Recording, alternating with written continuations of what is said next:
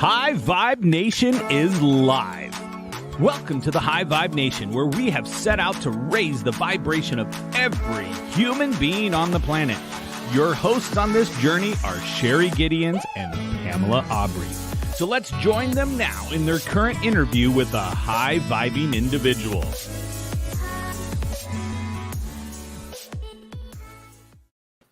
Hello and welcome to the High Vibe Nation, the #1 positive media show focused on raising the vibe of the planet.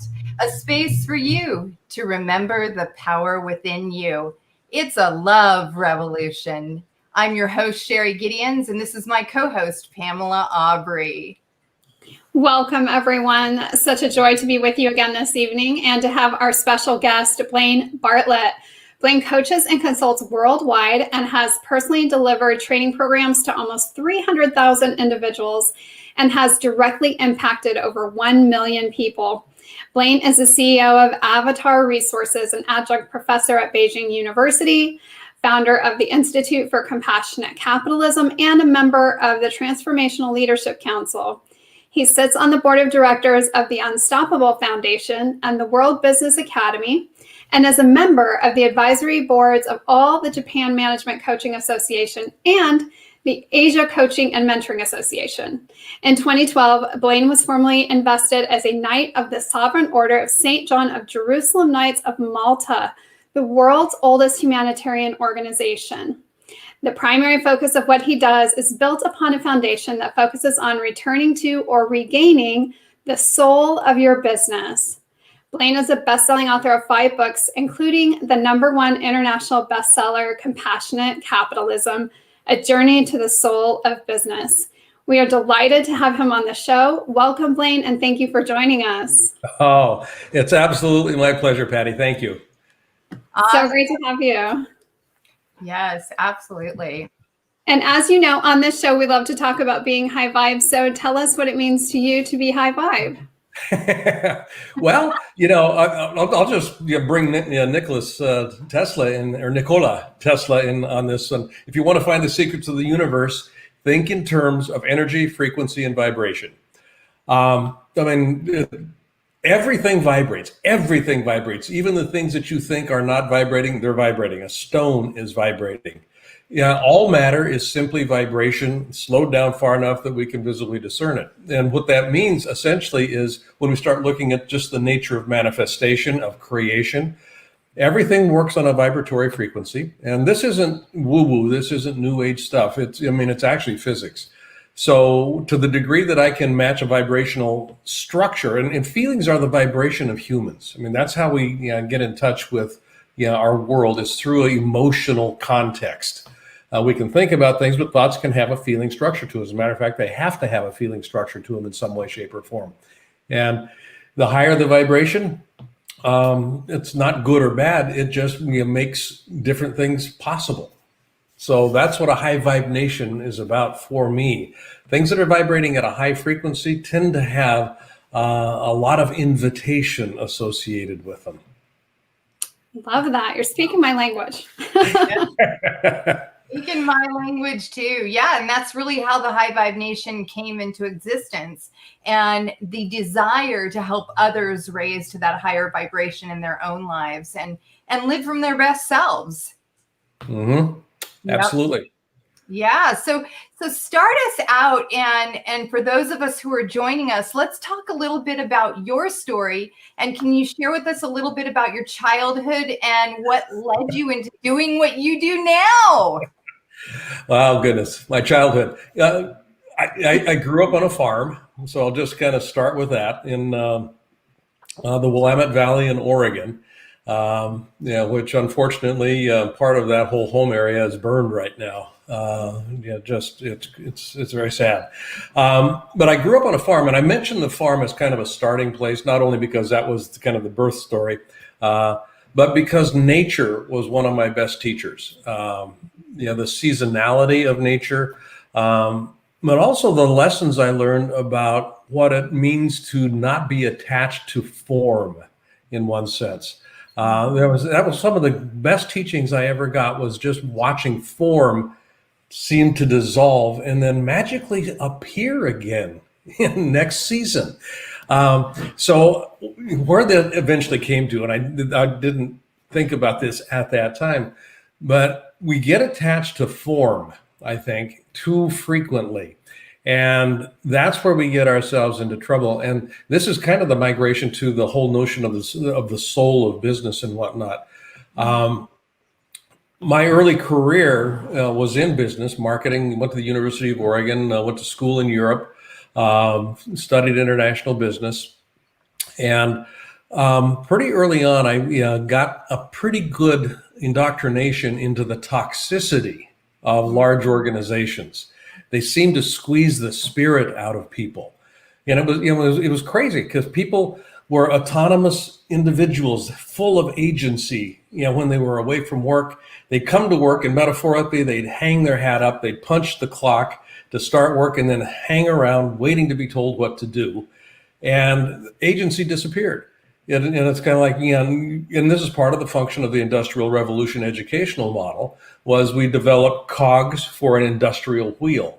And if you didn't fit in the wheel the right way, there was hell to pay, because you're supposed to fit in the wheel, because that's how the industry moves forward. So that toxicity of squeezing the life, stretched long term, has some pretty dramatic impacts on the health and well-being, not only of the individual but also on society. And I think we're seeing that writ large in a lot of ways today. So that's kind of, I'm going to go down rabbit holes a lot here, guys. I love it. So I'm going back to the origin story. I got fascinated by business. I got fascinated by how people did things together collectively or not. And what seemed to make some things work when other things didn't, when they seemed to have the same tools and the same starting point and that sort of stuff. And it kind of came down to a recognition that, when leaders, managers, people were able to access that spirit, or make it accessible, things would seem to thrive. When that started to get closed down, things seemed to just kind of close off. And I got really fascinated with that in my, just as far as a career option, and started inventing things. And away we went. Yeah, hey, I love it, Joe. Got you. Let's go find some rabbits. That's perfect. So, well, I love that. I love that you're bringing up. I apologize. It sounds like there's a little bit of an echo from my end, but just love that you're bringing up this idea that, people become sort of like the cog in the wheel. I mean, my early career was in corporate, and it really felt like literally every day you were just going through like the machine, and you literally were just a part of it. There was really no humanity to it. So I'm curious, how do you start to bring out the soul of a business? What does that really mean, getting to the soul of your business? Yeah. There's a couple of examples I can speak to there. First of all, every business was founded on an idea at some point in time. I mean, you can go back to the origin story of any company, and there's an idea, and that idea vibrated. And this is, it really did. It had resonance. People got excited about it. People would get up in the morning going, I can't wait to get there. And that's usually the founder and his or her closest associates. They're just, and this is the entrepreneurial zeal. Slip a pizza under the door and just go away. Yeah, they're tapped into that spirit at that point in time. And something very interesting happens in every business in its gestation period, in its life cycle. The mission of the business, the soul of the business, needs to have a business to deliver on, the promise of what that idea is. So a business gets built. And initially, the decisions and all the activities were organized around that soul or that mission coming to life. And then what happens is we start being successful, and we start paying attention to the business of the process. And decisions morph to being made around the viability of the business, the health and well-being of the business. Mm-hmm. And metrics start to take over that are organized around short-term goals. Did we hit our numbers? That sort of stuff. And not too long in terms of time, the mission starts to get covered up. That zeal, that spark starts to dim. So part of the challenge is, how do you find ways to keep that alive? And you have to find, I'm going to, another rabbit hole here. All an organization is, and this is a really important thing to understand, all an organization is a collection of people that are in relationship. That's all any organization is. Now, obviously, they're in relationship with each other, but they're also in relationship with values, with vision, with work process, with goals. They're in relationship with their desk, with their chair. Everything has a relational component to it. And if you're paying attention to the quality of the relationships, you're probably going to be in pretty good health, as an organization. One of those key relationships is my relationship to the vision and the origin story of the organization. And if I'm not paying attention to that, I've got a problem.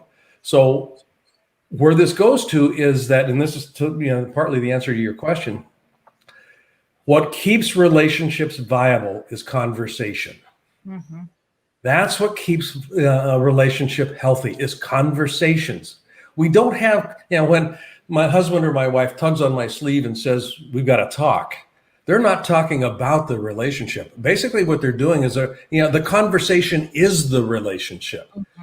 So what kinds of conversations are we having in the organization?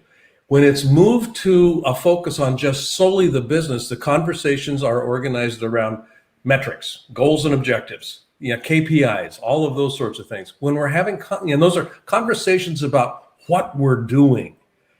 We need to have conversations just as frequently, if not more so, about how we're doing in relationship to what we value in terms of what we're delivering.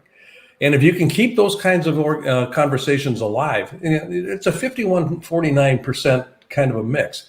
You need to have a viable business, but you can't lose that spark. That's where emotional engagement comes from with the employees. Connection and engagement. Love that. Yeah, I love that too. And so what do you think is where people need to change in the nature of the organization or the business when it comes to perception as well? Because a lot of that comes into play too. Yeah. Well, I think one of the, and we'll go down on, we're going to have rabbit holes everywhere here. One of the things that I think needs to fundamentally change is people's understanding of what business is, what the purpose of business is. The purpose of business is not to make a profit. The purpose of business is to uplift the quality of life on the planet. And if your business is doing things that make living on this planet better for everything and everybody, you'll be around for a long time. But the purpose of business, I need to make a profit in order to do it, but the purpose of business is organized around uplifting the experience of being alive on this planet, for trees, for rocks, for people, for dogs, for all of that stuff. Now, that is an enormous mindset shift. Sure. It's an enormous mindset shift. And it moves the activity of business in the focus of business leaders away from that of being a predator in a jungle to that of being a steward of resources. And I do things differently in the jungle than I do in the temple. Very simply. And if I'm acting as a predator, that's not a healthy place sustainability-wise to actually go. This kind of goes back to the whole notion of vibration. This is an unbelievably abundant universe. There is no scarcity in the universe. There is scarcity in terms of how we distribute resources because we don't steward them well. So, and how do you then get people to sort of shift? Because it's kind of like a paradigm shift, isn't it? To move from the idea of scarcity and the systems that are born from that to this understanding that there really is no such thing. Well, that's my life's journey. I mean, it truly is. Let's go right to the heart of it, right? It requires a shift in mindset. I'll go back to that. It is a shift in mindset. Business is the most pervasive force on this planet, for ill or for good. And if we approach it if we approach business as a spiritual discipline, and I don't mean a religious discipline, but I mean if we approach business as a spiritual discipline, partly the answer to your question is, how do you approach any spiritual discipline? You approach it with reverence, you approach it with discipline, you approach it with integrity, and you approach it with developing practices that are sustainable over time. Yeah. And those are the things that you pay attention to when you're approaching business as a spiritual discipline, whether you're a consumer of a business's product or services, or whether you're actually running and delivering a business. Wow. It makes me think of, too, listening to everything you said, how do we actually correlate unhappy employees and engagement in employees to where you can get them all on the same belief system? Because that's working itself. Sherry, that's a $64,000 question, and that comment dates me by itself. $64,000 question. The way you do it is over time. With intentionality, with mindfulness. Gallup, the surveying organization, has done a survey for at least 20 years that I'm familiar with. I think it's probably even closer to 25. They survey employee engagement worldwide. Are people actually engaged in what they're doing, or how are they engaged? This statistic has not changed in 20 years. 87% of the workforce globally is disengaged in some way, shape, or form from the work that they do. They're emotionally disengaged. They're going through the motions. Now, that's a horrendously expensive proposition. Now, what's interesting about this is, McKinsey did a research study, the consulting firm, and they surveyed leaders and organizations about how they think they're doing. And 86% of leaders rated themselves, self-ratings, rated themselves as being inspiring and good role models. Gallup in that same year did another survey that said, tell us how your leaders are. And 82% of the respondents said that their leaders are uninspiring, fundamentally uninspiring. So there's a great gap between how people are experiencing the leaders, quote unquote, in their organizations, and the leaders themselves in terms of how they report. And this 87% disengagement is a function of leaders not understanding their role, not understanding what leadership actually is. And companies around the world spend $43 billion annually on leadership development. And that number of 87% disengaged has not moved in 25 years. $43 billion a year to move the needle hasn't moved. So part of the answer to this question, and this is a long answer to it, is we need to have leaders that understand what it means to actually lead. And leading is not an autocratic, let me tell you what to do, and you salute me and you go out and do it. Leadership is the activity of co-creating coordinated movement. That's what leadership fundamentally comes down to. Leadership causes movement. The kind of leadership that you get is really important. There's a term in software coding, and it's called elegance. Elegant code is code that has no unintended consequences. It's bug-free. Leaders that are leading well are doing things that have no unintended consequences. They don't have to go back and clean up after themselves. And far too many leaders today have to go back and clean up after themselves. They just cause mess after mess after mess, turmoil, chaos, all kinds of stuff. Co-creating coordinated movement co-creation is a shift of ownership. I buy into it. This is emotional transference. Coordinated movement, we're on the same page, dancing to the same music. Now, how do you do co-creation and coordinated movement? That's my life's work. I've been working in leadership development for 40 years, and that's basically what I've synthesized it down to, and that's what we focus on today.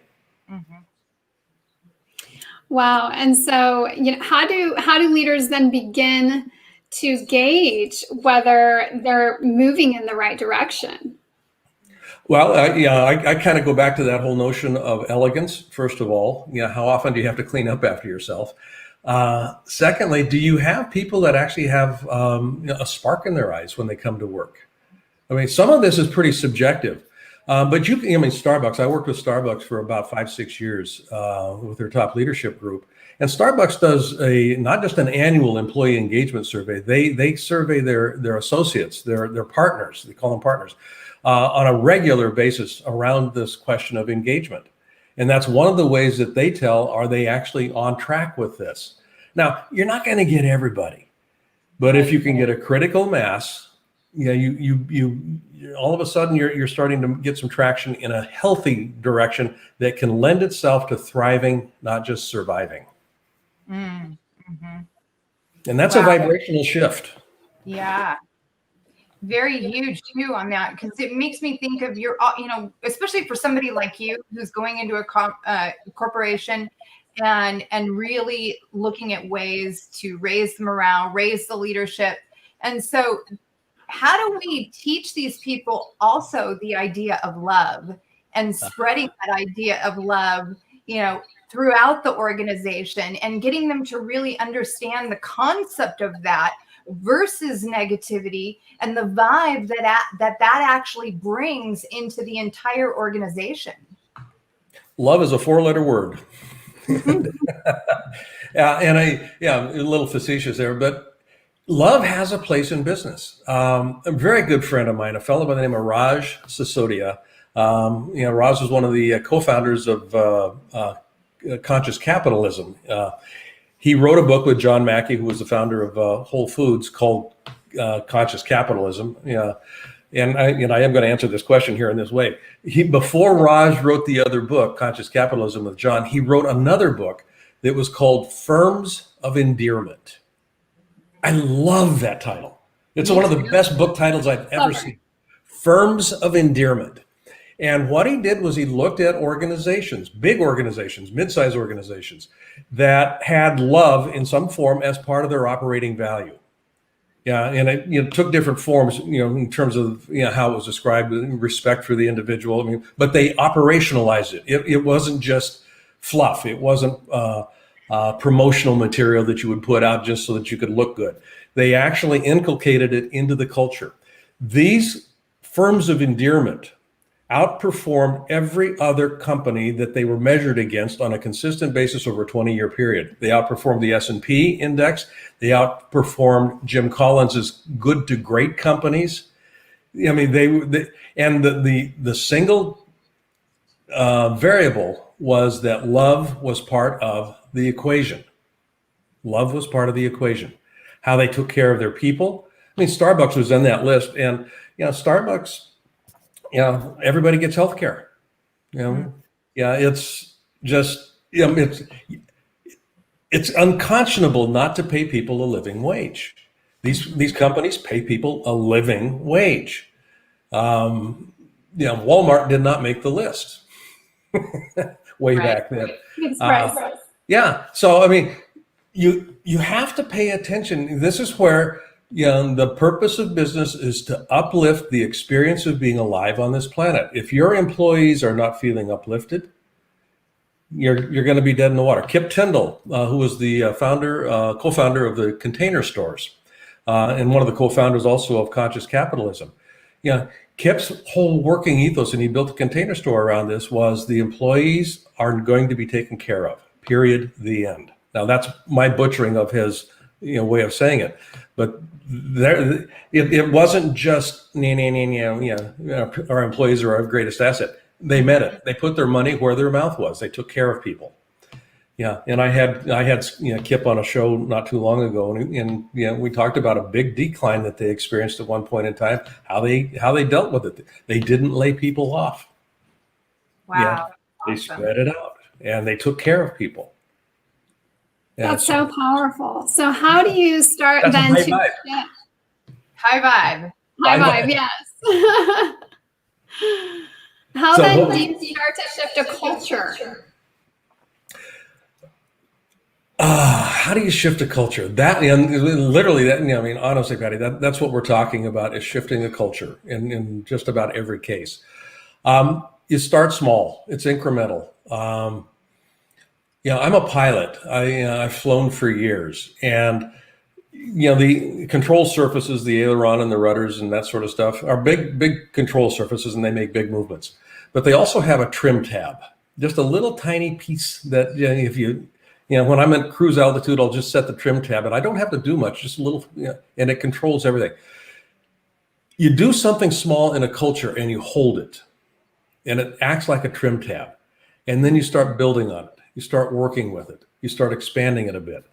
When I was doing work with Nokia back in the late 1990s, I led a major chunk of their leadership development initiative for 12 years as an external consultant.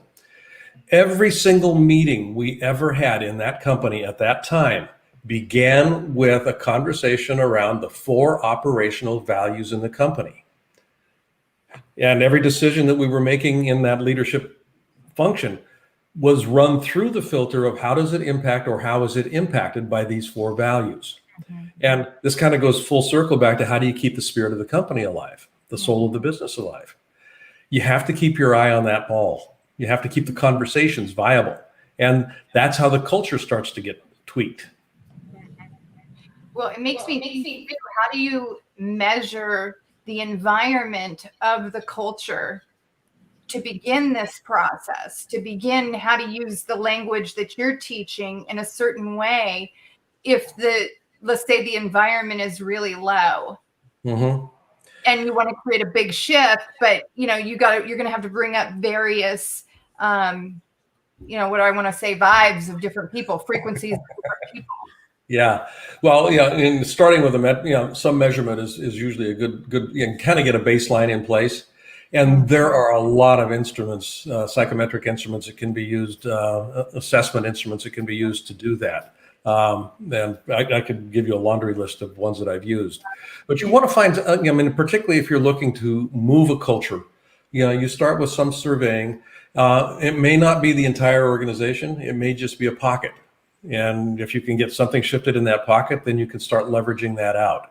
But that's part of the difficulty that leaders have in organizations is they take too big a bite when they try to take a change.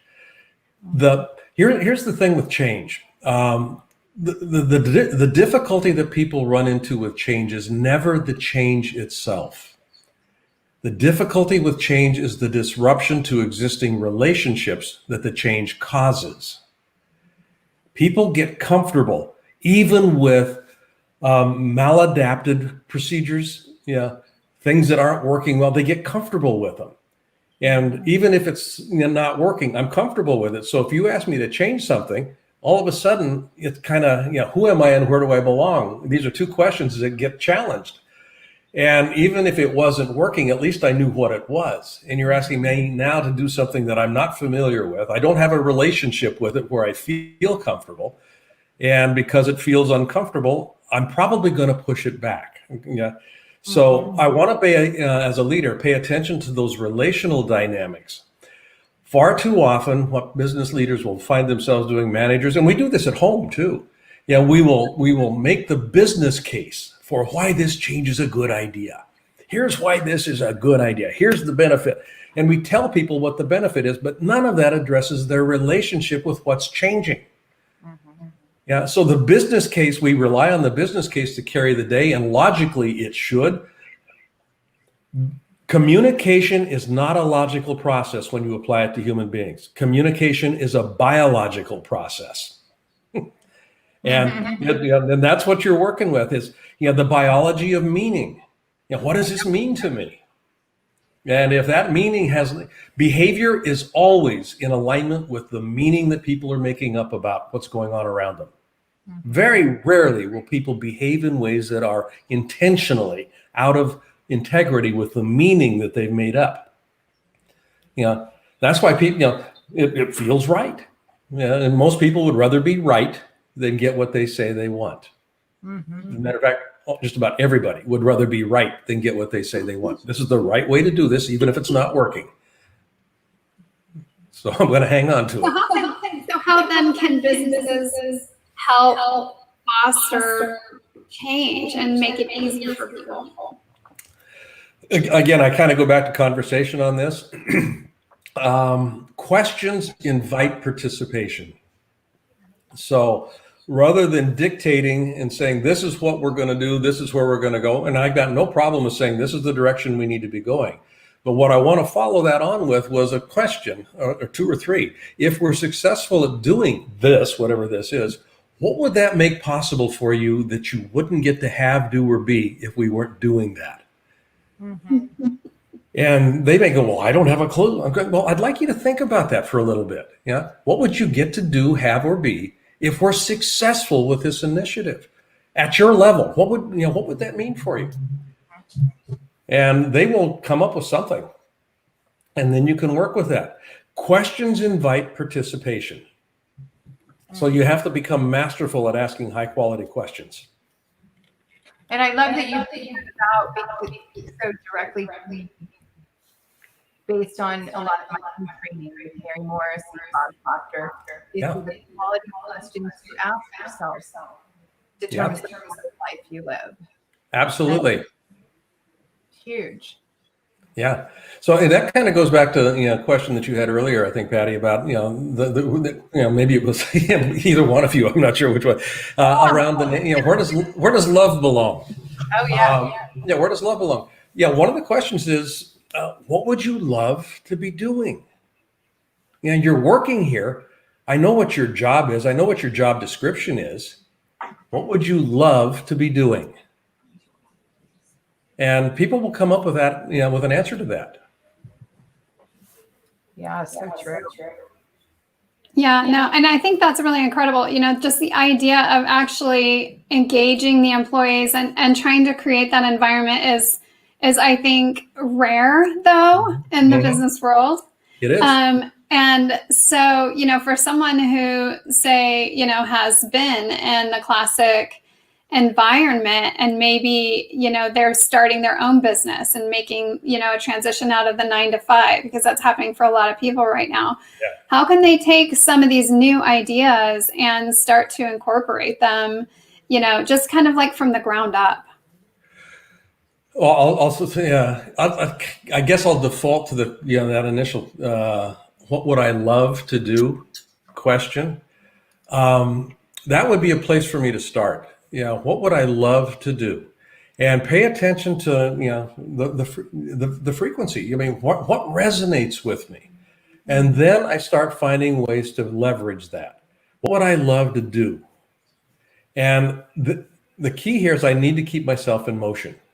I need to plant the seed and then keep myself in motion. And it doesn't have to be big motions, just something small every day that moves me closer to the realization of that. And it starts to expand it. One thing to keep in mind, I think, and this is directly out of Stoic philosophy, Marcus Aurelius, Seneca, some of these guys, the only thing that I have control over in my life is my thoughts, my feelings, my attitude, and my behavior. Those are the only 4 things I have. My thoughts, my attitudes, my feelings, and my behavior. Those are the only 4 things I ever have control over. So if I start feeling anxious about the future, I'm thinking I have control over what's going on outside of me. Coming back into those, the thoughts, the feelings, the behaviors, those I have control over. And, the Buddhists have got this phrase, equanimity, and it's a consequence of, just kind of slowing down the monkey mind, getting this a stable sense of equilibrium internally. That's where I am most resourceful. I can't do anything about what's going on out there right now. The wildfires, the smoke, none of this stuff can I specifically do anything about that immediately, but I can control how I think about it, how I feel about it, and the actions I take in regards to it. And that's where that sense of control actually can serve me. That's really the only point I have control. So true. And it makes me think too that if we could bring so much more of this awareness around the creative mindset, around the understanding and the awareness that we truly do create our own reality. And so much of these illusions are showing up in our present moment because of how we're being in ourselves, what we're putting out in ourselves, and then being able to really, truly help people understand it's what you're attached to in the moment that is the cause or the effect of what's showing up. Yeah, it absolutely is, Sherry. Yeah, my external world is a manifestation of an internal state of being. Yeah, there's a lot of stuff that's going on in the world today. I don't have much, I'm not perturbed much by it. My internal world is actually fairly calm. Even in the face of, I mean, my my business now in the last 40 years, I've got over 5 million miles in the air. This is the longest stretch of time in my adult life that I have not been on an airplane going to a client to work. It's the longest stretch of time I've slept in the same bed, which I'm actually enjoying it. And I mentioned that for this reason.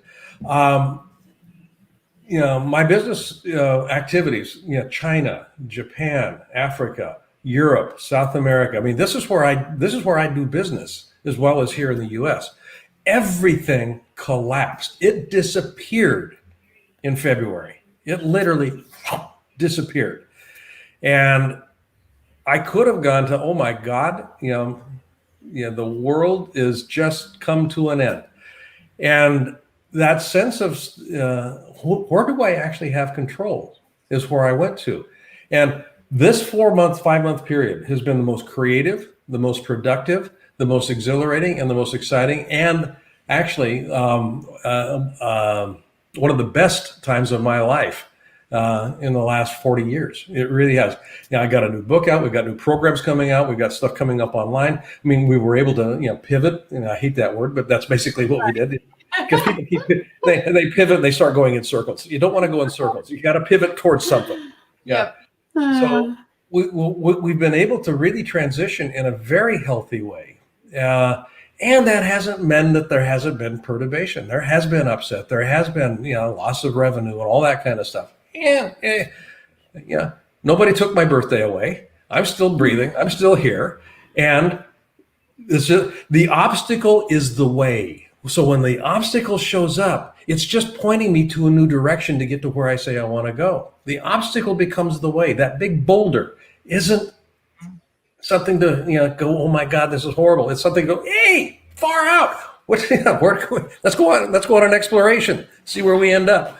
That's a different mindset than most people have. Well, and to that point, how important do you think coaches are in helping us make those transitions? I have had I've personally had coaches, oh, good Lord. Almost 40 years now in some way, shape, or form. Some have been with me for a long period of time. I've got a couple of them that I've worked with for 25 years. In various modalities and different ways. When stuff comes up, they're kind of specialized in some different areas. My eyes look out, my ears hear things out there. My coach sees things that I don't see. Mm-hmm. They can point things in a way, they can point out things in a way that take on new meaning, and it's that new meaning that generates different options, different possibilities. So I'm biased, obviously, because coaching is what I do. A large part of my business is organized around executive coaching. But I wouldn't be where I am today without a coach. Absolutely would not be where I am today without a coach. Every professional athlete has a coach. Every professional athlete has a coach. So why wouldn't a business person, why wouldn't a regular person have somebody that they can trust, confide in, that can actually be straight with them and point out where there's a possibility that they had not seen? That's invaluable as far as I can tell. I totally agree, because just as yourself, I'm the woman I am today because of training with Michael Beckwith and then Bob Proctor, Mary Morrissey, my spiritual mind teacher that I've had for 20 years. And one of the things that she's always done is she's helped me to be accountable in the moment, to really embrace the moment, to look at my perception in the moment. And not even only that, but where am I being compassionate in the moment? Where am I understanding the meaning of compassion? And how can I spread that just by being that in myself first? Yeah, it starts here first. It absolutely does, Sherry. Yeah, that's spot on. Yeah. Absolutely. So you have a podcast, and I snuck in some listens on your podcast more so recently because you posted one with my good friends Lynn Kitchen and Julie Hamilton on their, world's greatest motivators, and I was like laughing and saying, "Wow, this is really all about the high vibe." Yeah, it's just been fun. I started doing it just because, the idea of the soul of business. I wanted to find ways to bring more information to people about what that's about and why it's important from my perspective. So the podcast is called The Soul of Business with Blaine Bartlett, and I've got, I think, 50 some episodes up now, something like that. But we just went, we were just asked to join the C-Suite Network radio structure, which gives a much broader audience than what I've been having with it. But it's fun. I mean, I do a couple of interviews a week, and great folks. I mean, I've had John Mackey on. We've got stuff coming up with Raj and Lynn Twist. Just to name drop a little, but also I had Mark Victor Hansen on the other day. Just some fascinating people, and I'm fortunate enough to have access to some interesting people. And then my good friend and partner David Meltzer and I do a show on a weekly basis, Office Hours, The Soul of Business. I watched it. I liked it. Yeah, we had Les Brown on the other day. And we had Dr. Gladys Martin, who was she basically originated the GPS that we use on our phones. She's 90 years old. She's truly a hidden figure. She was a hoot. And so just to be able to have these conversations, relationships live in conversation. And when I'm having conversations, I'm learning things, just, like with you two. I love these conversations.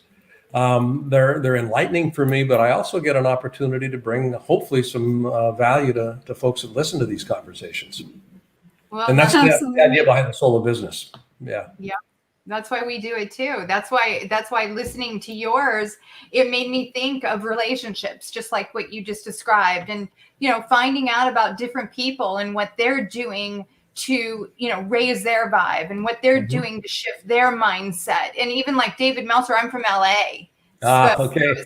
Of course, I'm from the pro bodybuilding world. So remember, he had Sports One Marketing. Yes, Sports One Marketing. Yeah. I've known David for years. Actually, he co-authored a Compassionate Capitalism with me. He's a very good friend, and I love the guy. I mean, great business partner. Greatest motivators as well. Yeah. The world's greatest motivators. That's that included Les and John Asrock. I mean, there's a whole bunch of folks. Mary Morrissey was on there. Bob Proctor was on there. I was in honored company, to be able to be on that stage with them. Yeah, it was a lot of fun. Nice. Yeah, that's amazing. And you have several other books out as well. Can you tell us a little bit about those? Got 5 books. Compassionate Capitalism, which is over my right shoulder here if people are watching. That was a #1 bestseller in 4 countries when it came out. It was one of the fastest selling books that Amazon ever had. It was, David and I were pretty proud about that. This one on my left shoulder is actually my newest book. It's called The Leadership Mindset. Not The Leadership Mindset, The Leadership Mindset Weekly. And it's basically 52 weekly practices that are designed specifically to change a leader's mindset to the kind of mindset that we've been talking about. And, we built a mastermind around it. And,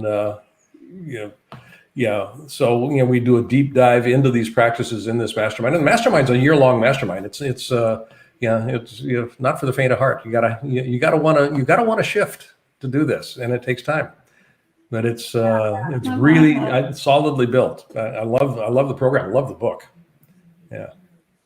It's so interesting that you say that, because I myself am a mastermind, and the value that the mastermind has brought to this show, aligning with the people at that higher level who fully support each other, who want to see each other win, and just like.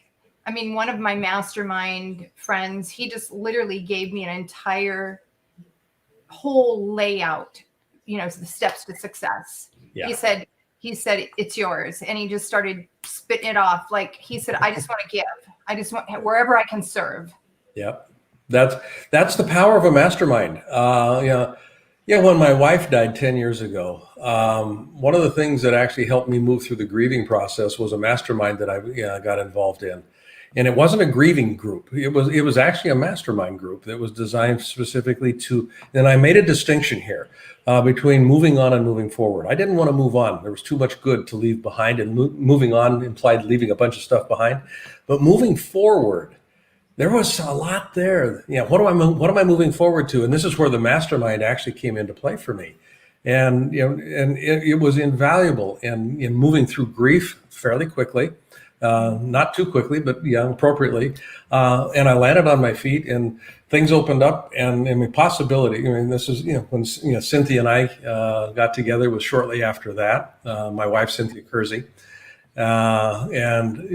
moving forward. I always want to be moving forward, and masterminds are designed to help me move forward, whatever it is that I'm trying to move towards. How do I move forward in that regard, in pursuit of that? Mm-hmm. Mm-hmm. Love that. So can you tell us a little bit about, just give us a sneak peek at some of those, tidbits from the 52 weeks?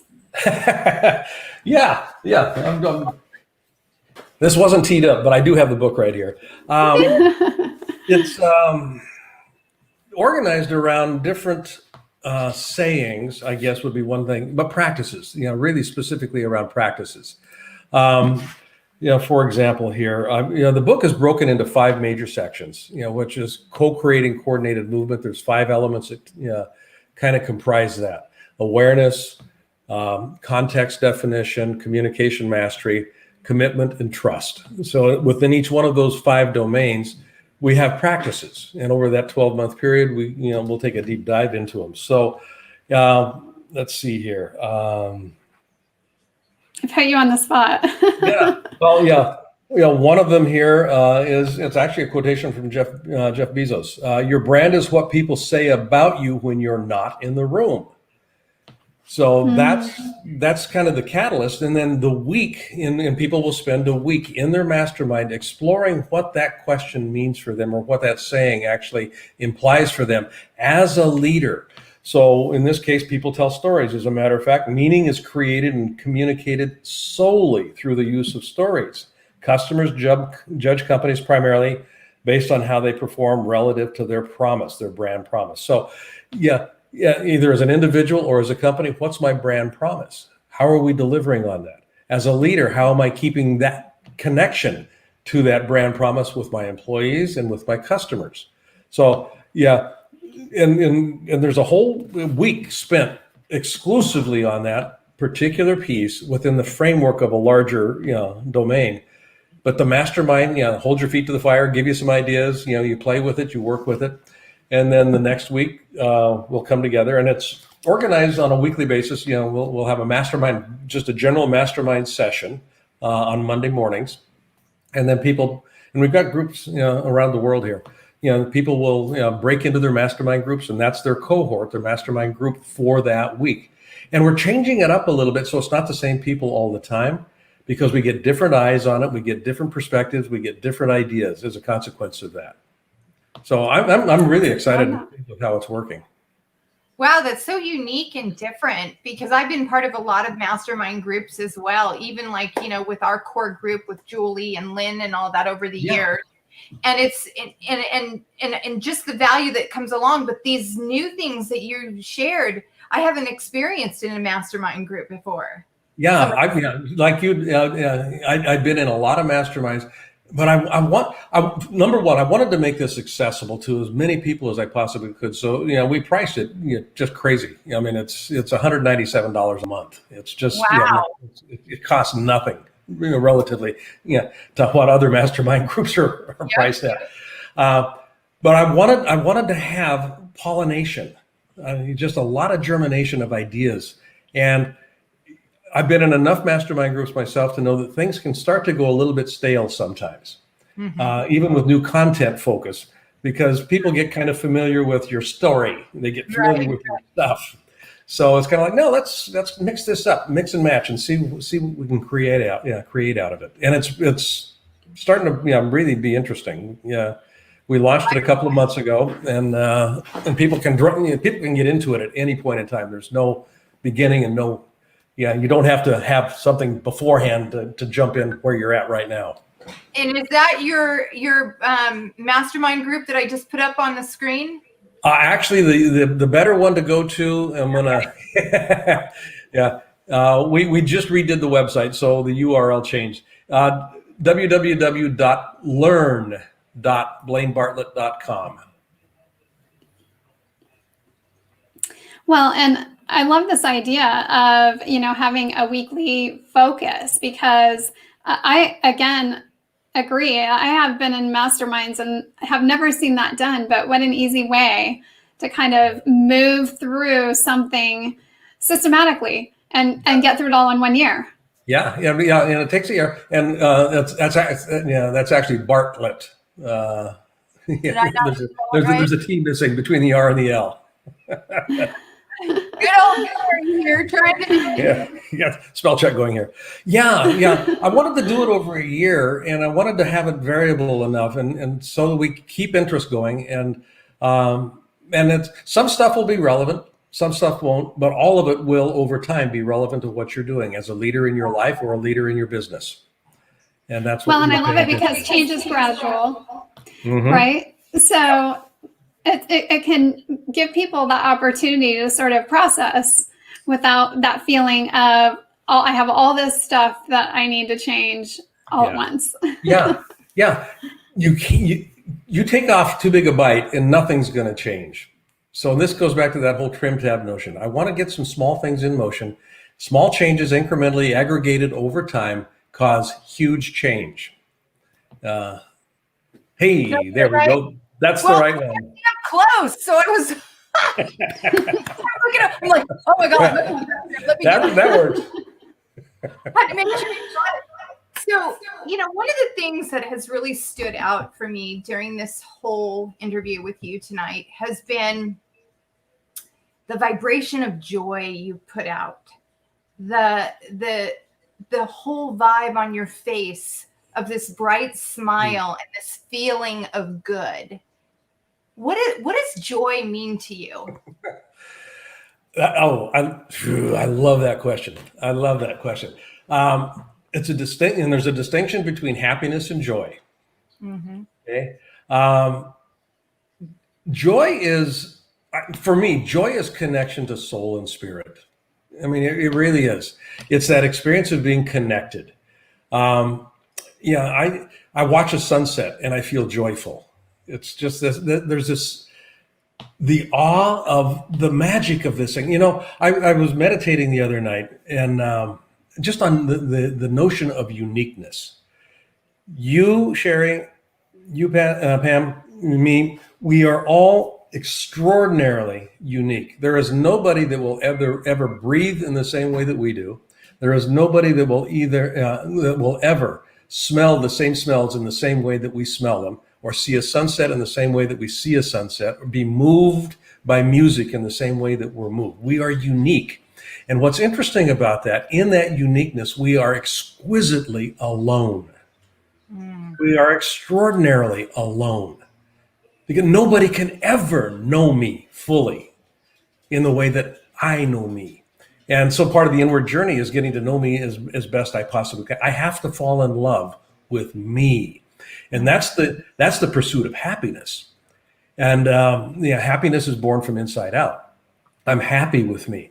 Joy is the consequence of being connected to the other and actually be in awe of the uniqueness of other things that I find myself connected to.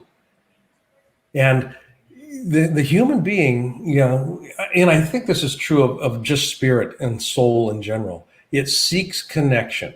It seeks connection because being alone is not a good place to be. Being alone isn't a good place to be. So I look for connection. So connecting with the sunset, I've got a fountain out on the deck here, and I've got birds that are splashing out in it right now. So connecting to the joy that they feel, the joy that I feel watching them splash in the water. It's kind of like, okay, I didn't put that fountain up there to be a bird bath, but I love that it's a bird bath. Right. I've got to go change the water every couple of days, but that they're using it for that. They're connected to that in a way that they wouldn't be, and it's a unique connection. Mm-hmm. And that's where I think the power of being the power of being human is the power of being able to bring joy in the experience of life. Being in the slums of Calcutta, I can be joyful. Mm-hmm. The simplest of things, and this I go full circle back to being on the farm, walking out of the field and seeing the first emergence of something in spring when the snow is melted. And it's kind of like, wow. It just, the joy of that connection, of the celebration of that uniqueness. That blade of grass is unique. Nothing will ever mimic it. Others might look like it, but nothing will ever mimic it. And that uniqueness is to be celebrated and actually leveraged. Wow. Thank you for connecting us. Wow. Yes. I felt that the whole time that you were speaking. And literally when you went to each example, I could actually see the example in my head, the connection you were bringing to all of us. So thank you very much. Yeah, so profound. Thank you. Yeah. It's so, my gosh, we've gotten through this hour so fast and so quick. So I have everything on this screen that Gail gave me. So where do you want to start? What's that? I don't know what Gail gave me. We have your website. Yep. So that's blainebartlett.com. Yep. And then we have your Facebook page, which is facebook.com official Blaine Bartlett.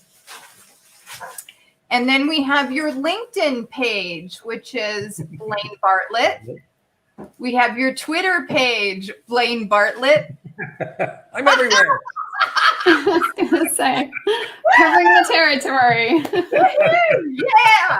And then we have your YouTube page, which is user/Blaine Bartlett 1.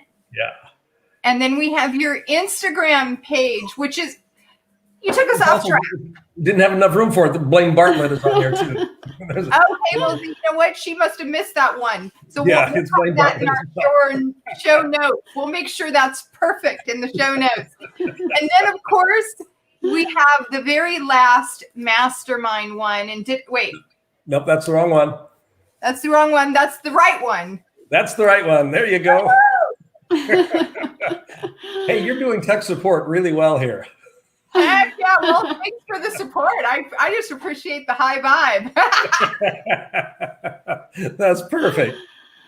Well, it's all about fun, and that's what the High Vibe Show is about. It's about being ourselves, having fun, connecting amazing people like you to our audience, and, really lifting the planet. Just like, what we say in our show intro, it's raising the vibe of the planet, and we're contributing in that way as well. So thank you so much for being a guest today. Yes, thank you.